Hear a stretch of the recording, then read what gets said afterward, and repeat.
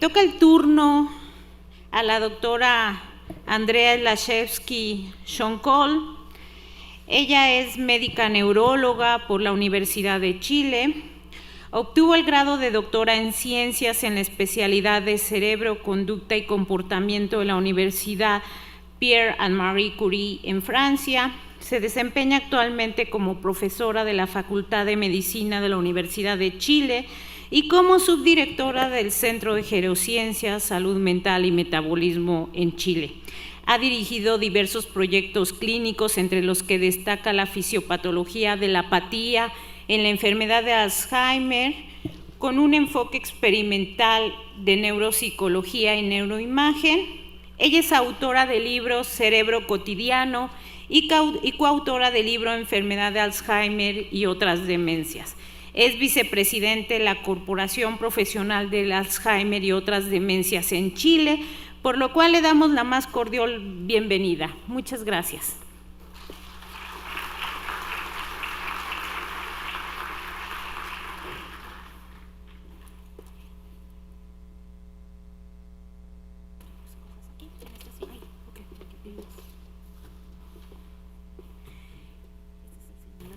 Y con esto cambias. Ok. ¿Sí? No te preocupes, yo llevo el tiempo. Ya, ok. Bueno, antes que nada, muchas gracias por la invitación. Comentábamos que es realmente impresionante poder hablar en este sitio con tanta historia. Inhibe un poco y a la vez da placer que se le dé tanta importancia a la ciencia, por lo menos en la forma, aunque los financiamientos no siguen siempre con lo que uno esperaría. Vamos a cambiar totalmente de tema, pero no totalmente. Yo les voy a hablar de la neuropsicología y cuál es el aporte específicamente en el envejecimiento cognitivo y cuáles son los desafíos. Vamos primero un poco a contextualizar el problema, lo otro brevemente situar, porque no todos son, probablemente no todo el mundo sabe lo que es la neuropsicología, explicar lo que es la neuropsicología, hablar de algunos de los desafíos de estudios que hemos realizado en Chile y finalmente, porque también esta invitación es como una invitación a poder quizá a hacer cosas en colaboración Chile-México, presentar el proyecto, la parte nuestra del proyecto GERO. ¿Por qué el problema? Yo creo que lo sabemos todo, pero esa es la curva epidemiológica y lo que estamos viendo que los mayores de 65 años están aumentando de manera exponencial y sobre todo van a aumentar en nuestras regiones y entre otros lo que sobre todo van a aumentar, que es muy importante, son los mayores de 80 años. Y eso se asocia, si uno considera por qué la importancia de las demencias cuando uno habla de envejecimiento, es que las enfermedades que probablemente más afectan la salud de las personas de edad son las enfermedades cerebrales, entre las que destacan las demencias. 40% de los mayores de 90 pueden tener un trastorno demenciante. Para hacer una idea, en Chile, somos un país pequeño, 16 millones de habitantes, actualmente se estima que hay 180.000 personas con demencia y en el 2050 se estima que hay 360, van a haber más de 500.000 personas con demencia. Pero no solamente estas enfermedades son importantes en términos de número, sino es algo que se está dando en todos nuestros países. Si uno considera en términos de el índice AVISA, que mide cuánto una enfermedad disminuye en los años de vida saludable, vemos que las enfermedades infecciosas claramente están disminuyendo. Eso es la realidad en Chile, pero es la realidad yo creo que todos los países latinoamericanos, y lo que están aumentando son las enfermedades crónicas no transmisibles, entre las cuales destaca en Chile la enfermedad de Alzheimer, un incremento de más de 200% como causa de pérdidas de años de vida saludable. Y el costo de las demencias es altísimo versus el costo de otras enfermedades como cáncer, enfermedades cardiovasculares y accidentes cerebrovasculares. Y eso se da en un contexto que son enfermedades de alto costo, pero se da en un contexto de una absoluta carencia aún de políticas públicas para enfrentar ese problema. Esto es un estudio que está sometido a publicación y ya pasó la primera ronda, pero todavía no podemos gritar victoria, en que calculamos el costo de las demencias en Chile. Acá es el costo global en gris el costo de los cuidados informales, o sea, el costo que corresponde al cuidado de la familia. ¿Y cuál es el dato más importante? Que el 70% del costo de las demencias en Chile, que supuestamente somos un país de ingresos altos, corresponde al cuidado de la familia y el 30% a costo de acceso a servicios de salud y servicios sociales. Si uno compara el costo de las demencias en Chile, es un costo similar a los países de nuestro ingreso medio alto, pero la distribución del costo en Chile corresponde a la distribución del costo de países de ingreso mucho más bajos como Afganistán, Bangladesh. Y otro dato importante en este estudio es que si dividimos por niveles socioeconómicos, estos son la gente de mayor nivel socioeconómico, vemos que las demencias salen más caras en las personas de menores ingresos. Y eso no se explica únicamente porque acá las demencias son más severas o los cuidadores están más sobrecargados. Por una razón u otra, y eso va en todo lo que uno sabe sobre la inequidad en salud, tener demencia y tener bajo ingreso, tener demencia y ser pobre sale más caro. O sea, en concreto son enfermedades que están aumentando, son cada vez más importantes y en la cual hay carencia de atención y también si uno ve los números de lo que se destina para investigación en las enfermedades cerebrales es bastante bajo en relación a su costo. Ahora, cuando uno estudia el cerebro y cuáles son los niveles de la neuropsicología, uno siempre se puede situar a diferentes niveles y hasta ahora los ponentes han hablado de neuronas dendríticas, conexiones entre neuronas, pero la neuropsicología lo que se interesa es entender cómo la relación entre cerebro, o sea, al nivel de la relación entre múltiples neuronas, es al nivel ya de macrocircuitos. Y específicamente la pregunta de la neuropsicología es entender cuál es la relación entre cognición y comportamiento y cerebro. Es la disciplina que trata activamente, se decía, de las funciones mentales superiores, pero una actualización de la neuropsicología. La neuropsicología es la disciplina que trata la relación entre funciones mentales superiores y del comportamiento en su relación con las estructuras cerebrales. Y la neuropsicología tiene dos objetivos principales, uno de investigación, entender cuáles son las bases neuronales de la cognición y comportamiento y cómo eso nos explica las características de la cognición y comportamiento, pero la neuropsicología, y es lo que más vamos a hablar, también tiene una vocación clínica, es usar ese conocimiento para mejor caracterizar los trastornos cognitivos de la conducta.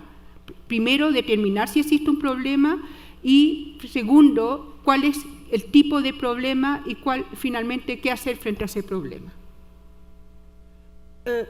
Pese al avance en neuroimagen, pese al avance de los marcadores, esta disciplina clínica que finalmente es la exploración de un sujeto con herramientas adecuadas y entrevistas adecuadas, sigue siendo el gold standard para el diagnóstico de las demencias. Estas son las últimas recomendaciones de la Alzheimer Association americana sobre las demencias y proponen que realmente que cuando uno tiene duda, el examen que uno tiene que hacer es una evaluación neuropsicológica y los otros exámenes son más examen de ayuda. O sea que pese al avance de la tecnología, esta evaluación simple con test bien hecho sí tiene mucha utilidad clínica. Y por ejemplo, un estudio en España en que se compararon diferentes exámenes para el diagnóstico de demencia. Por ejemplo, acá, examen de neuroimagen, volumen del hipocampo, y los exámenes que tenían mayor valor era una evaluación de la memoria. Uno lo puede ver acá con los ratio, el que tenía el mayor odds ratio claramente era la versión de la memoria. O sea, si bien esto quizá una abogacía de la neuropsicología, es una disciplina que sigue teniendo utilidad tanto para la investigación y clínica y que aún creo que difícilmente va a poder ser opacada por los avances tecnológicos. Ahora, cuando uno habla de neuropsicología para la evaluación de de los trastornos cognitivos, del envejecimiento cognitivo cerebral, las preguntas que uno se hace son varias y sobre todo hay muchas preguntas aún sin respuesta. La primera pregunta que nos puede ayudar cuando uno se enfrenta con una persona de edad es saber si tiene un problema o no. Y muchas veces la respuesta no es obvia. Y lo segundo es saber cuál es el problema. El primer desafío es frente a alguien que puede venir a consultar o no, o alguien que está en la población que puede, si uno le pregunta sobre su memoria, y puede decir que ha notado alguna falla, o uno le pregunta sobre sus capacidades cognitivas y puede notar alguna falla. La pregunta es, ¿estamos frente a alguien que tiene un envejecimiento cognitivo normal o ya hay un proceso patológico? Insisto, si bien esto parece muy trivial, en un número muy significativo de personas es una pregunta que no puede establecerse la respuesta categórica. ¿Y por qué es un problema? Porque todavía sabemos poco lo que es el envejecimiento cognitivo normal, qué es lo que pasa realmente en una persona que envejece. La pregunta que uno hace tratamos a esta persona, la primera pregunta es, ¿estamos en un proceso normal o ya hay un proceso patológico? Y datos que nos dicen que es un problema. En general, existe un retardo en el diagnóstico de las demencias. Se habla que 2 o 3 años existe un lapso entre el inicio de los síntomas y el diagnóstico de la demencia. Aproximadamente, estudios reportados a nivel internacional hablan que el 50% de los pacientes con demencia no tienen diagnóstico. Sobre todo los médicos generales no tienen diagnóstico. Pero a la vez uno ve estudios en otros países que existen personas que no tienen demencia y que son diagnosticados con demencia, que hay un sobrediagnóstico. Entonces, la pregunta es, ¿por qué sigue siendo tan difícil establecer el diagnóstico? Y quizá hay 5 elementos. Vamos a hablar de los 3 primeros, pero es importante también considerar. Uno, como les decía, no existe claridad sobre cómo definir el envejecimiento cognitivo normal y anormal. Lo otro, que los cambios en las demencias son graduales. Lo otro es la variabilidad de las demencias con heterogeneidad y algo que no voy a mencionar, pero siguen existiendo muchos mitos y falsas creencias sobre las demencias, tanto en el público general como en los profesionales de la salud. Nosotros acabamos de terminar una pequeña encuesta en Chile y el 50% de los médicos generales decía no tener ninguna formación en este ámbito. Y se la pasamos también a médicos especialistas, el 40% decía estar poco preparada para enfrentarse a un paciente con una sospecha de demencia. ¿Y por qué es difícil? Primero, ¿qué sabemos del envejecimiento cognitivo? ¿Qué sabemos lo que se espera del envejecimiento cognitivo? Está claro que en el envejecimiento, y quizá uno de los investigadores que más ha aportado sobre eso es Saltaus, uno ve que haya capacidades que mejoran, sobre todo lo que uno diría la inteligencia cristalizada, por ejemplo, encontrar sinónimo el vocabulario, pero hay otras capacidades que disminuyen, como son las capacidades en test de memoria y velocidad cognitiva. Ahora, este gráfico es interesante por 2 cosas. Primero, ven que la disminución es continua.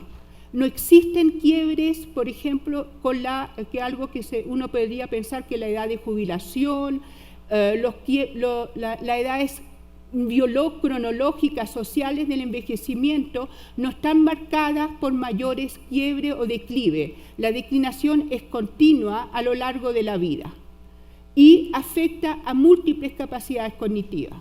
Ahora, que exista eso no se traduce forzosamente, y es un punto muy interesante, no se traduce en disminución de la funcionalidad. En el otro estudio el mismo investigador, ven estos mismos sujetos cómo rendían en resolver puzzles. Eran puzzles del New York Times, crucigrama, y ven cómo, pese a la disminución de sus capacidades cognitivas, ellos tenían mejores rendimientos en hacer esa tarea. O sea, no existe una relación lineal entre un cierto deterioro de capacidades cognitivas y disminución de la funcionalidad.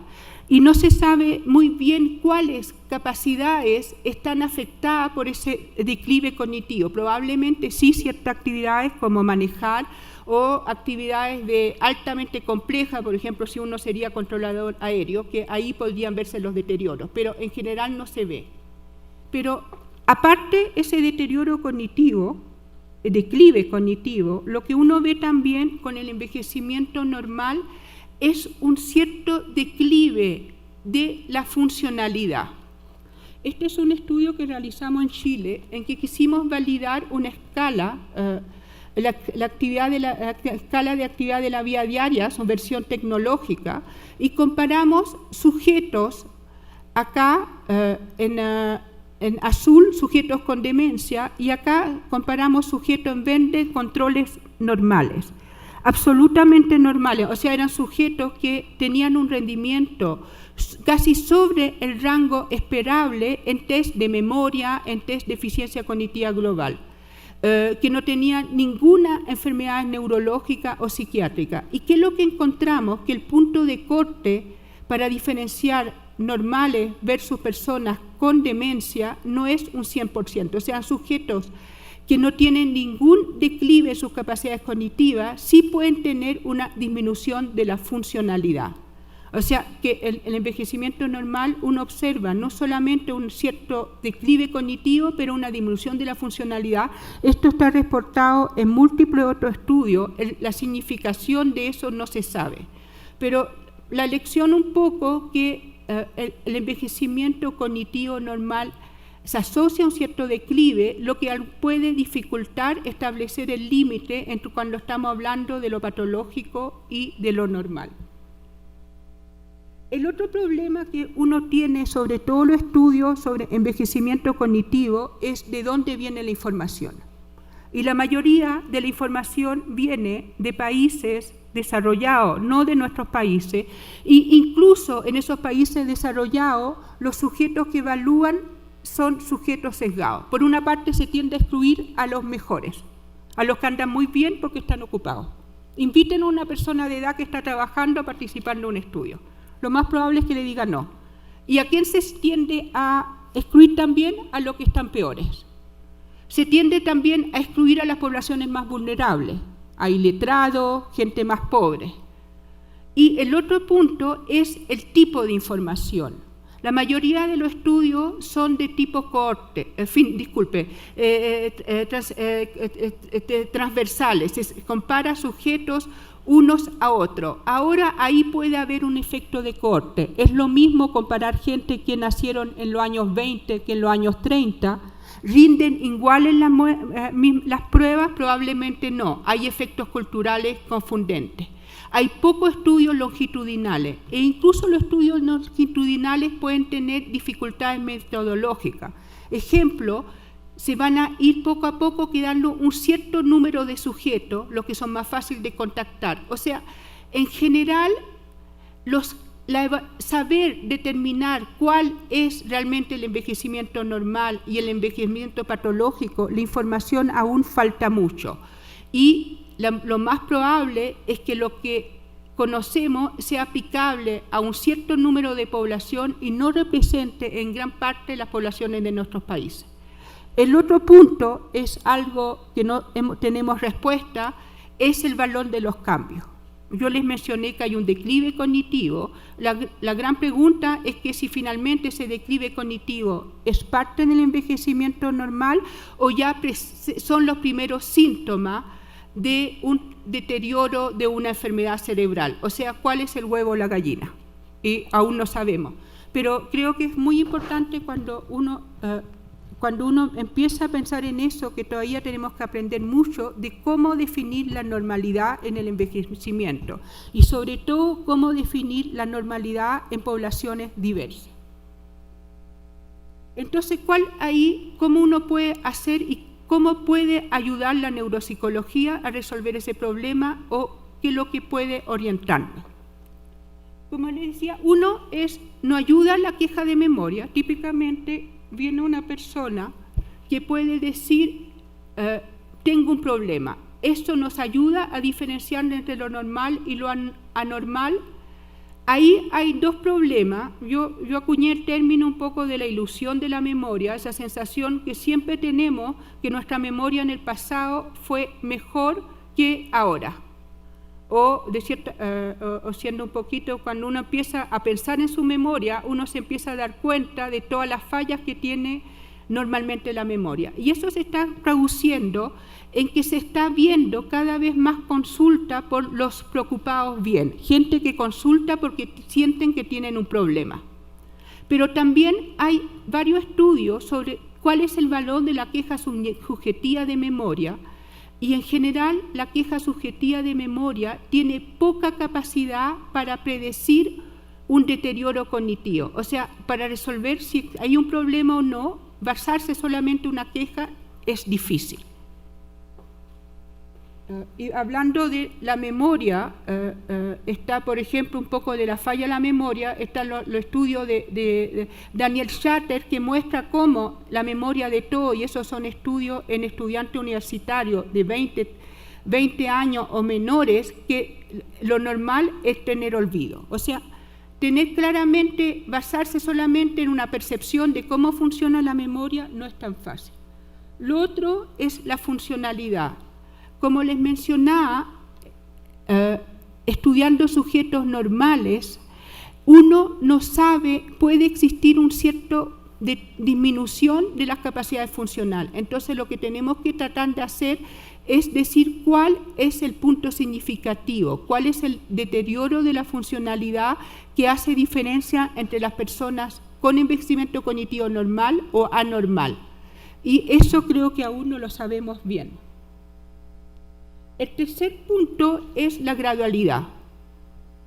Esto es bien conocido, pues son enfermedades que se instalan lentamente, y cuando las cosas se instalan lentamente, siempre va a haber una sobreposición entre lo que es un punto que los sujetos no vamos a ver si ya están acá o están en la fase de deterioro cognitivo leve, o sea que hay un deterioro significativo de sus capacidades, pero sin deterioro de las funcionalidades, o también acá estamos en lo envejecimiento normal o ya hay un deterioro. Entonces ahí, ¿cuál puede ser el aporte de la neuropsicología? Creo que es fundamental mejorar la caracterización del envejecimiento cognitivo normal y anormal, y creo que es fundamental, sobre todo, saber que tenemos que mejorarlo en nuestras poblaciones. En mismo Estados Unidos hay muchos investigadores que dicen que los estudios en general, la mayoría se aplican para los anglosajones, y hay poco estudio aún en poblaciones hispánicas y población negra. Y el otro elemento importante es aprender a desarrollar pruebas adaptadas a nuestra realidad, que puedan ser útiles y que no tengan los efectos de la escolaridad y los efectos culturales. Por ejemplo, en el caso de la memoria, que una de las cosas que más queremos evaluar, lo que se suele hablar que tenemos que tener pruebas, y le voy a presentar una prueba que desarrollamos en Chile, pruebas que permitan saber, si uno quiere hacer el diagnóstico de la enfermedad de Alzheimer, que permitan saber dónde está el problema. Cuando uno aprende algo, uno puede fallar por diferentes cosas. Es una analogía que utiliza Platón, la analogía del pájaro. Para aprender, primero yo tengo que ser capaz de tomar el pájaro y ponerlo en la jaula, registrar la información. Pero para la memoria, para que haya memoria, el pájaro tiene que mantenerse vivo en la jaula, el almacenamiento. Y finalmente, para que haya memoria realmente, el pájaro puede en un momento salir vivo de la jaula, la recuperación. Cuando uno piensa en el diagnóstico de la enfermedad de Alzheimer, los modelos actuales proponen que las fallas de las memorias se atribuyen fundamentalmente a una falla en el almacenamiento que se asociaría con el lóbulo temporal, una falla de los hipocampos, no exclusivamente, pero principalmente.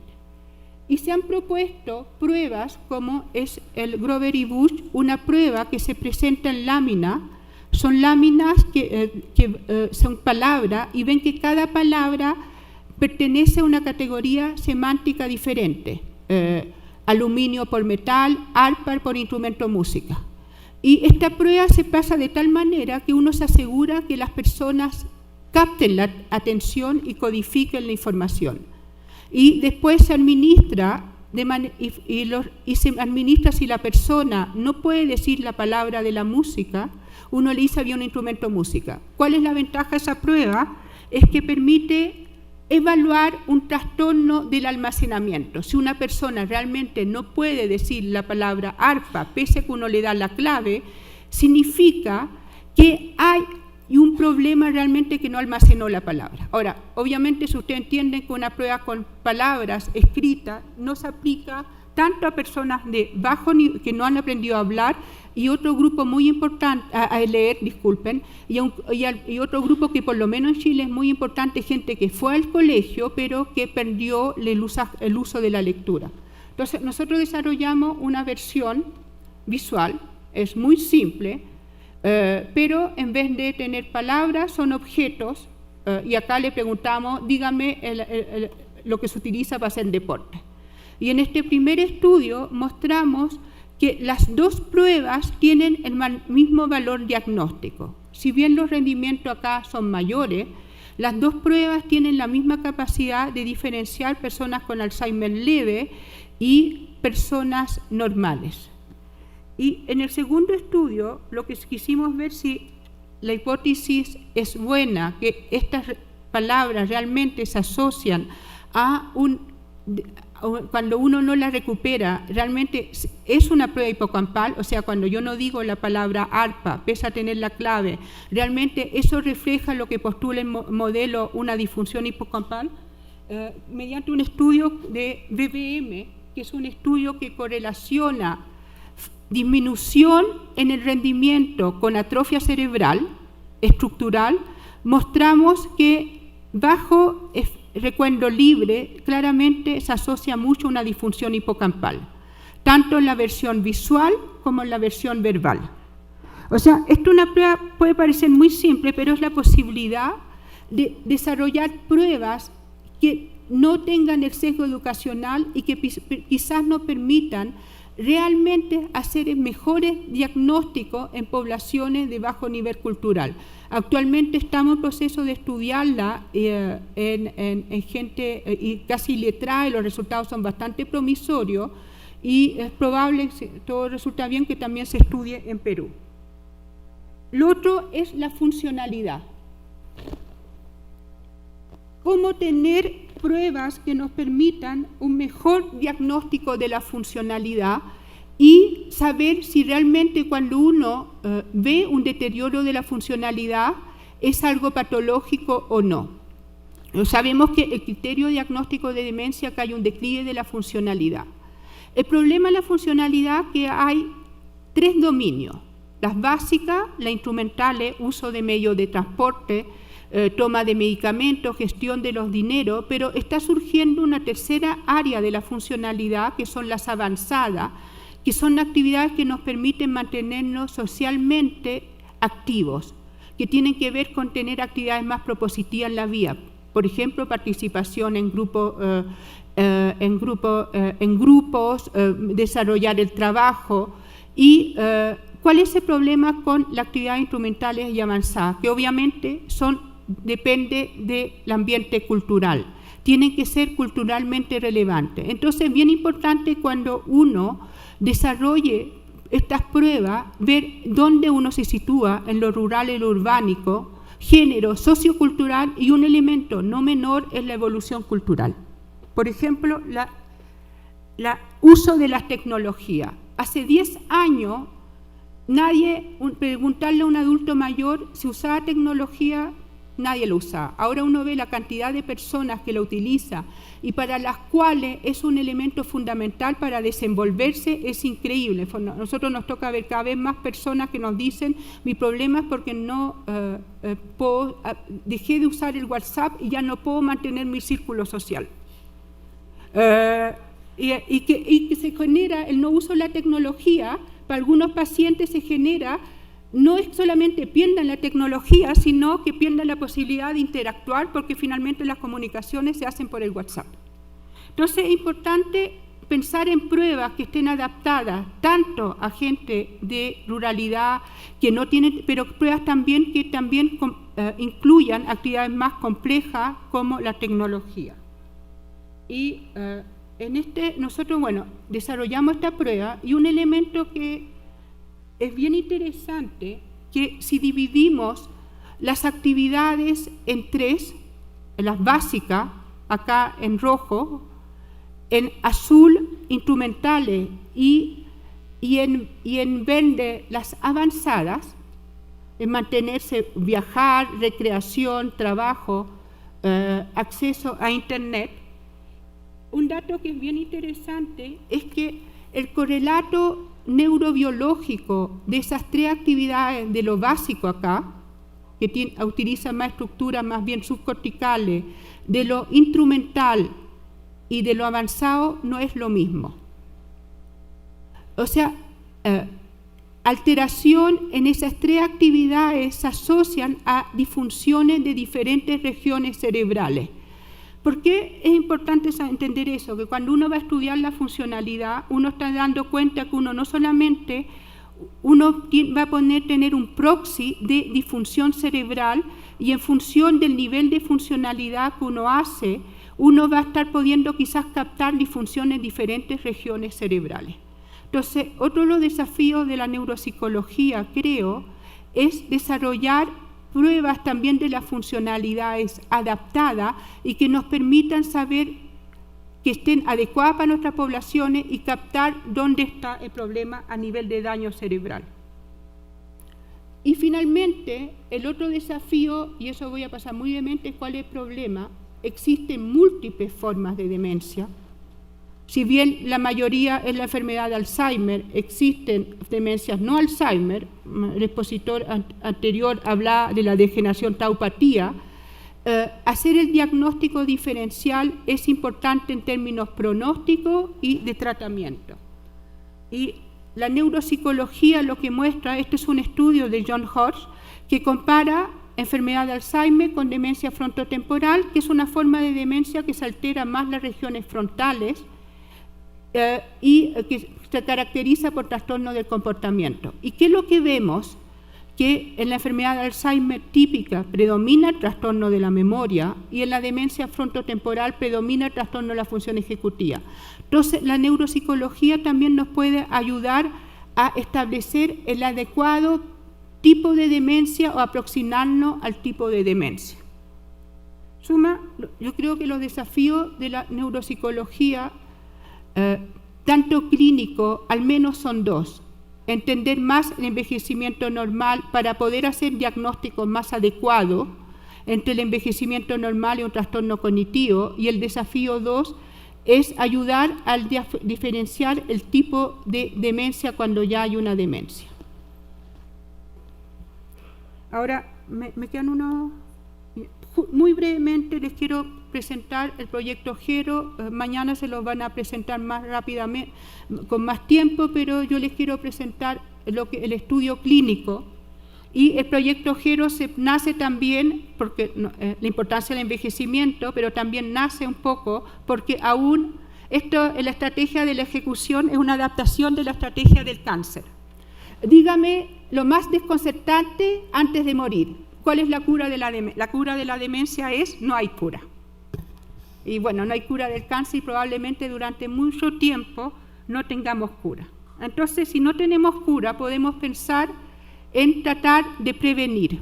Y la prevención la podemos hacer a diferentes niveles. Prevención normal, evitar que las personas desarrollen la enfermedad, pero también está la prevención secundaria. En personas que tienen un leve deterioro, evitar que progresen a enfermedad de Alzheimer u otras demencias. ¿Por qué es importante este grupo? Porque sabemos que todas las demencias se inician por una fase de déficit previo a que desarrollen las demencias, el umbral de las demencias. Pero por otra parte sabemos que el deterioro cognitivo leve tiene un pronóstico muy heterogéneo. tiene un pronóstico muy heterogéneo porque por ejemplo, el estudio hecho por Jean-François Dastic demuestra que 24% revierten a la normalidad, otros permanecen estables y otros desarrollan demencia. Y ese pronóstico heterogéneo depende de dónde se evalúe las personas. Pero hablar de pronóstico heterogéneo nos dice que quizá acá podamos identificar personas con mayor riesgo de una evolución patológica o personas que no tienen un riesgo de conversión a demencia. Y el proyecto GERO busca la parte clínica.